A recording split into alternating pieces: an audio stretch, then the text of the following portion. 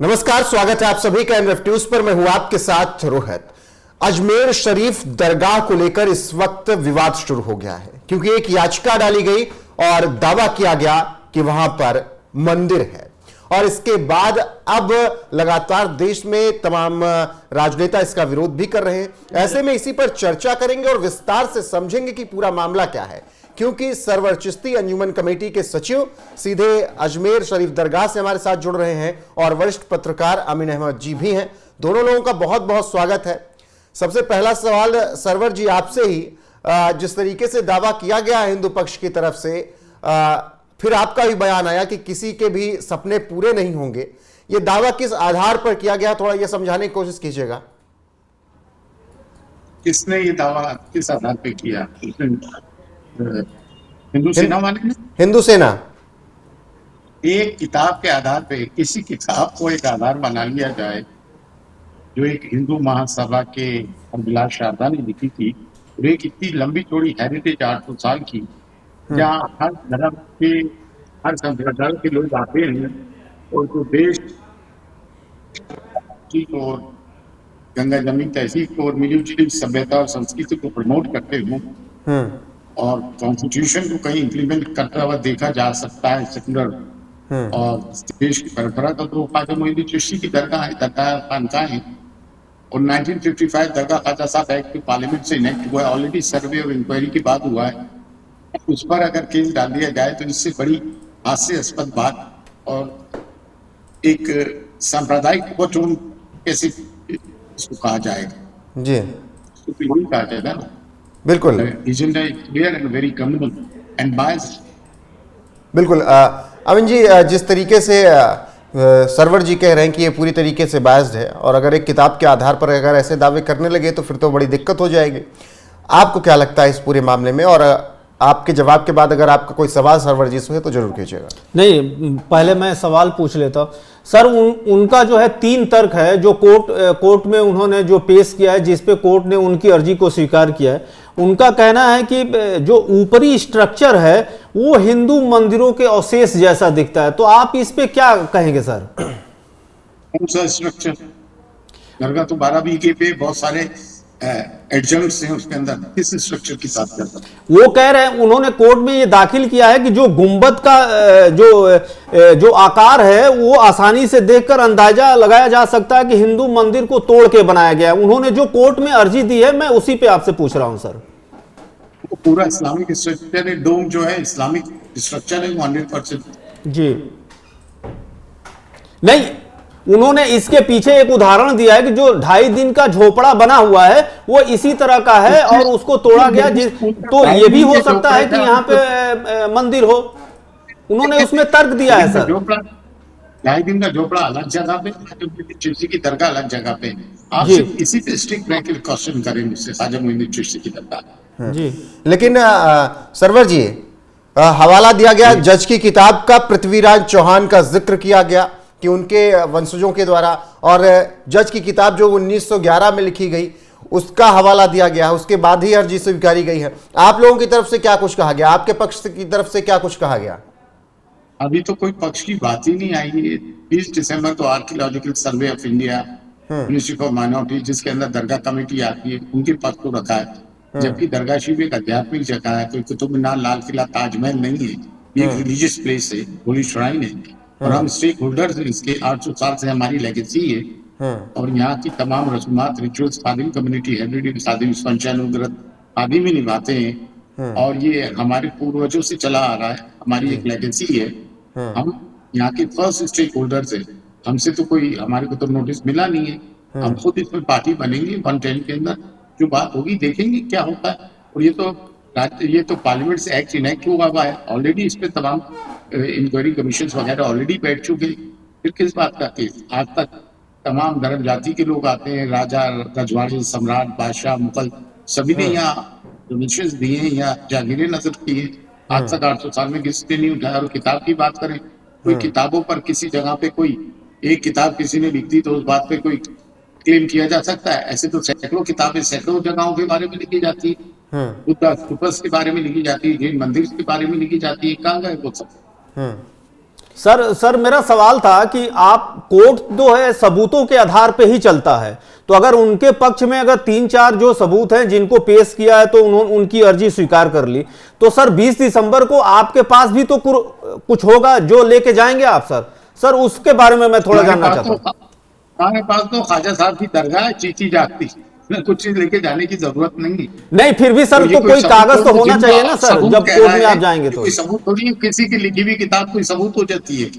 हाँ कोई भी किताब लिखता है, सैकड़ों किताबें लिखी जाती है, कई नहीं रिसर्च सर, आरोप लगे हैं तो उन आरोपों को खारिज कैसे करेंगे? कुछ तो प्रूफ देना पड़ेगा। तो मक्के मोहम्मा होली मक्का में आरोप है कि वहाँ शिवलिंग, इनके आरोपों का क्या? इनको तो हर जगह मंदिर नजर आते हैं, जबकि मोहन भागवत जी ने क्या है कि हर जगह शिवलिंग तलाश मत कर। इनके आरोपों का क्या? आरोप का क्या है?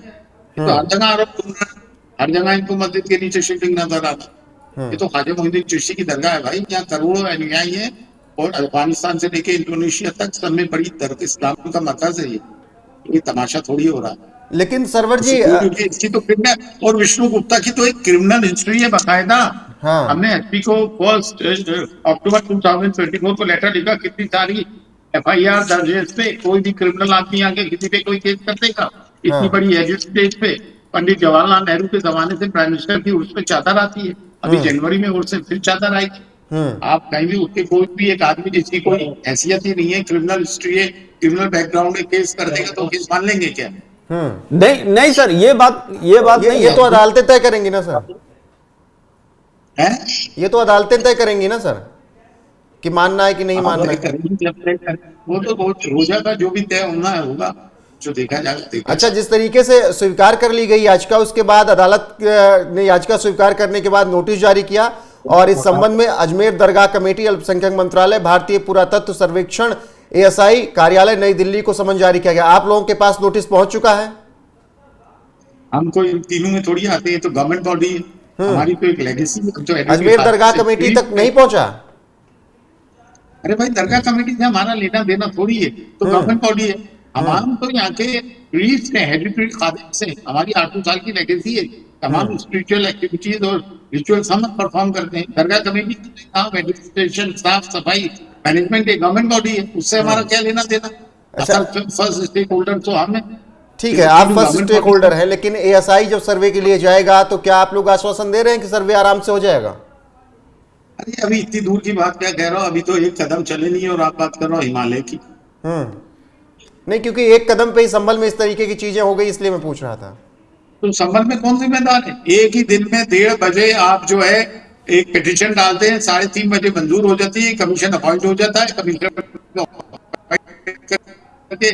6 बजे जो है पार्टी फैसला आकर सर्वे करने चले जाते हैं। पूरी मुस्लिम सर्वे 3 दिन बाद जय श्री राम के नारे लगाते हुए आना जाते हैं, नौजवान मारे जाते हैं और पुलिस कहती है हमारी गोली से नहीं मारे।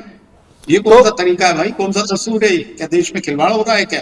कॉन्स्टिट्यूशन नाम की कोई चीज है भाई, कानून भी कोई चीज है, एक्स पार्टी फैसला करके चले जाते हैं। संबंध में कौन कसूरवार है? किसने किया है? ये क्यों हरकत की है? सब एक ही दिन में सब कुछ कर दिया। लेकिन उसी कानून और संविधान के तहत याचिका स्वीकार की गई है। ठीक है, होगी, देखेंगे सर। कानून के तहत। सर, जो आप बात कर रहे हैं इसका मतलब ये हुआ कि ये जो यूपी सरकार है उसके इशारे पे काम हो, तो क्या ये भजनलाल सरकार के इशारे पे काम हो रहा है क्या? आप कह रहे हैं कि जो है जल्दी जल्दी स्वीकार कर लिया गया। हम आप हमारे मुंह में अल्फाज डालने की कोशिश ना करें, नहीं मामला है, सब वक्त आगे हम जवाब देंगे। अच्छा सर, एक सवाल ये कि एक ये भी कहा जा रहा है कि वहां पर एक हिंदू परिवार पूजा करने के लिए जाता था, ऐसा कुछ था कि पूजा करने के लिए कोई परिवार वहां जाता था? अरे झूठ की कोई उम्र नहीं होता, कौन सा परिवार यहाँ पूजा करने के लिए आता है? यहाँ तमाम इस्लाम पद्धति से तमाम क्रियाएं होती हैं, कौन पूजा पाठ करने आ जाता? झूठ झूठ हमेशा झूठ बोलते आ रहा है जी। तमाम कहानी झूठ पे डिपेंड करती है, हर जगह इन्हीं की पद्धति चल रही है क्या? हाँ, मक्के मौजमा में भी इनकी पद्धति चल रही है। आज आप देश का माहौल खराब मत करो भाई, देश को देश रहने दो, मोहब्बत से जियो, सांप्रदायिक सौहार्द बना के रखो। देश में बहुत सारे मुद्दे, उनको हल करो। ये मंदिर कब तक चलता रहेगा? बिल्कुल। प्लेसेस ऑफ वर्शिप एक्ट की भी लगातार बात हो रही है उस पर बिल्कुल, server places of worship act 91 जब बन गया, सिर्फ बाबरी मस्जिद तक था, उसके चैप्टर क्लोज होना चाहिए था। ये जो सीजीआई गए हैं, जो रिटायर्ड चंद्रचूड़, ये उनकी हरकत है। उनको जब मथुरा वाराणसी का आया, चैप्टर क्लोज करना चाहिए था। तो आज ये दिन नहीं देखना पड़ते। He is responsible for all this things. तो आप कह रहे हैं कि जो है पूर्व सीजीआई थे उनकी वजह से इस तरह का माहौल बना है। बिल्कुल बिल्कुल, अगर वो कानून के नजरिए से, अगर वो जो है प्लेसेस ऑफ वर्शिप एक्ट 1991 जो है पार्लियामेंट से एक्ट इनेक्ट हुआ था, उसको अगर इम्प्लीमेंट कर देते तो आज ये थोड़ी होता सर। कहाँ का रोकोगे, कैसे रोकोगे? माहौल खराब हो रहा है। Who is responsible for all this things? लेकिन जो ये बाबरी मस्जिद के फैसले के लिए उन्होंने क्या, मेरे को तो भगवान से पूछना पड़ा। कानून का फैसला तो भाई कानून की किताबों से आता है, लॉ बुक से आता है। हाँ, नहीं, कानून के मुताबिक ही चीजें होंगी।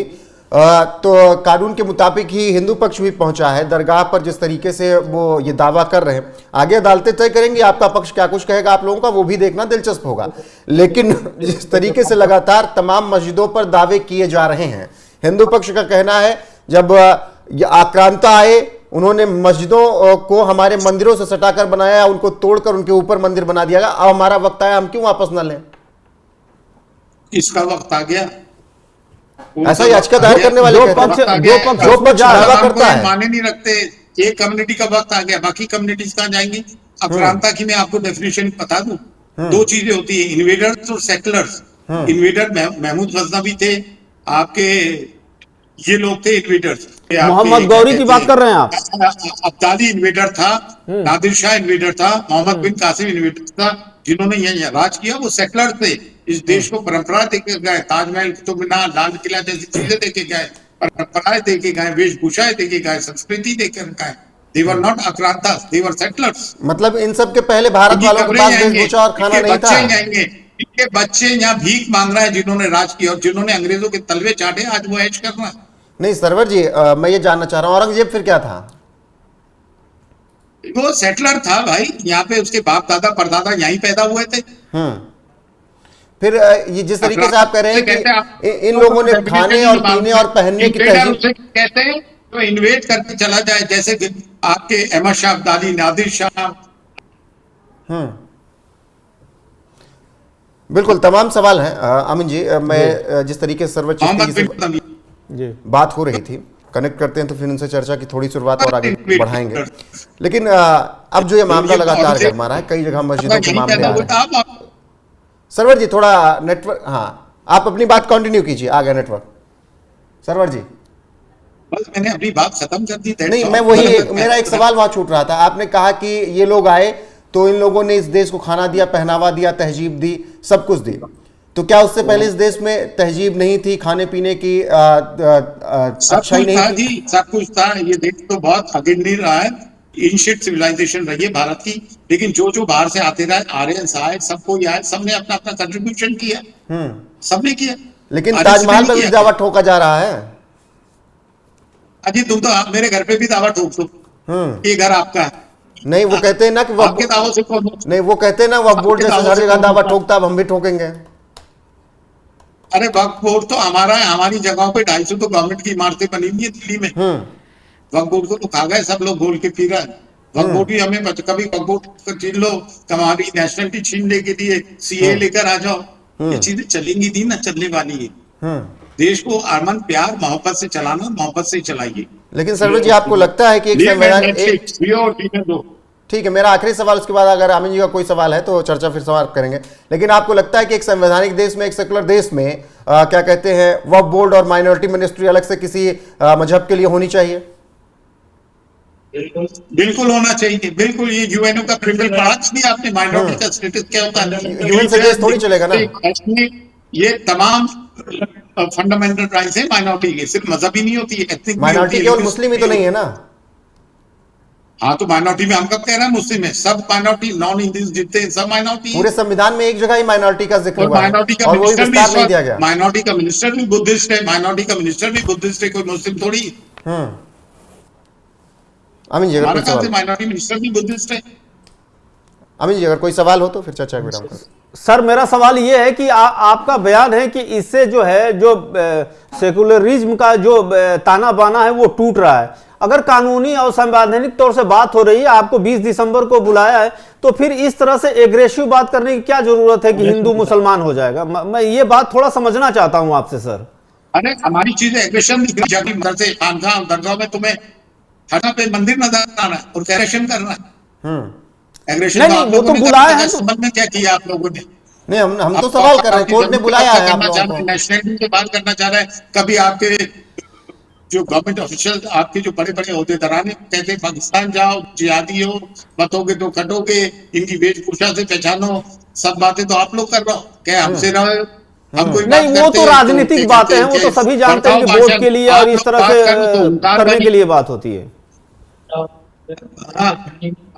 हम तो कभी नहीं कहते हैं कि आप अल्लाह अकबर का नारा लगाओ, फिर हमारे बुड्ढों को मारा जाता है, बच्चों को जय श्री राम का नारा लगाओ, तो कौन कर रहे हैं? नहीं, ये तो अगर सरवर जी आएंगे तो दोनों तरफ से, उन्मादी दोनों हाँ, तरफ वो से, तो दोनों तरफ की बात है, ये तो दोनों तरफ कहा से। गया क्या? लेकिन अगर आपने जिक्र किया, हमारी तरफ से कुछ भी नहीं है, हमारे पे तो जुल्म और सितम होगा, हमारी तरफ से कुछ भी नहीं। नहीं, तमाम ऐसी तस्वीरें, ठीक है, उस पर चर्चा करेंगे, बहुत लंबी चर्चा हो जाएगी। ट्रेन में गोली मारी जाती है, पुलिस वाले मुसलमानों को ट्रेन में उसको पनिश किया गया है। ऐसी बात नहीं है कि आप ये कह दें कि नहीं हुआ है, उस पर दंडात्मक कार्रवाई हो रही है, कोर्ट का मामला है, चल रहा है उस पे, ठीक है, जिस पे इशारा कर रहे हैं। ठीक है, फिलहाल जुड़ने के लिए आपका बहुत बहुत शुक्रिया और बने रहिए हमारे साथ। नमस्कार।